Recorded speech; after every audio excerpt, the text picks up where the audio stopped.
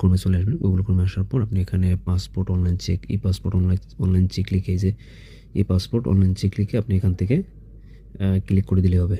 তো এখানে ক্লিক করলে আপনার সামনে দেখবেন যে প্রথম যে ওয়েবসাইটে চলে আসবে ই পাসপোর্ট, এই যে চেক অ্যাপ্লিকেশন স্ট্যাটাস, এটাতে ক্লিক করে দেবেন। তো এখানে ক্লিক করার পর আপনি এখানে দেখবেন যে দুইটা অপশন আছে, একটা হচ্ছে যে অ্যাপ্লিকেশন আইডি এবং হচ্ছে অনলাইন রেজিস্ট্রেশন আইডি।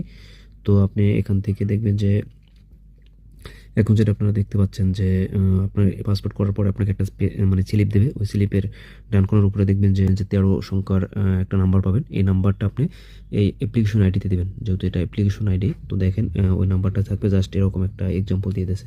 তো এরকম, তো ওই নাম্বারটা আপনি এখানে দিয়ে দেবেন। তো দেওয়ার পরে আপনার এখানে আপনার আর কিছু নাই, শুধু এখানে জন্মসালটা দিবেন। তো আমি একটু দেখাচ্ছি আপনাদেরকে। জন্মসালটা যখন এখানে ক্যালেন্ডার দেওয়া দেখবেন, ক্যালেন্ডার আছে এখানে, তো এই ক্যালেন্ডারে ক্লিক করলে আপনার এখান থেকে আপনি এই যে সালে ক্লিক করে সাল এখান থেকে পরিবর্তন করে নিতে পারবেন। তারপর এখান থেকে মাস আপনি পরিবর্তন করে আপনি তারিখটা দিয়ে, তারপর আপনি এখানে তারিখ দিলে এখানে অটোমেটিক এটা নিয়ে নেবে। তারপর আপনি নিচে দেখবেন যে আই এম হিউম্যান বিং, এটাতে আপনার টিক করে দেন আপনি এখানে নিচে যে চেক আছে চেকে ক্লিক করে দেবেন। তো চেকে ক্লিক করার পর আপনি দেখবেন যে উপরে স্ট্যাটাস চলে আসছে। তো দেখেন এখানে উপরে দেখবেন যে এখানে লেখা আছে যেমন নাম দিয়ে পাসপোর্ট ইজ আপনার e passport is pending in printing. তো প্রিন্টিংয়ে আছে, তো আপনারা এভাবে কিন্তু আপনি আপনার চেক করে নিতে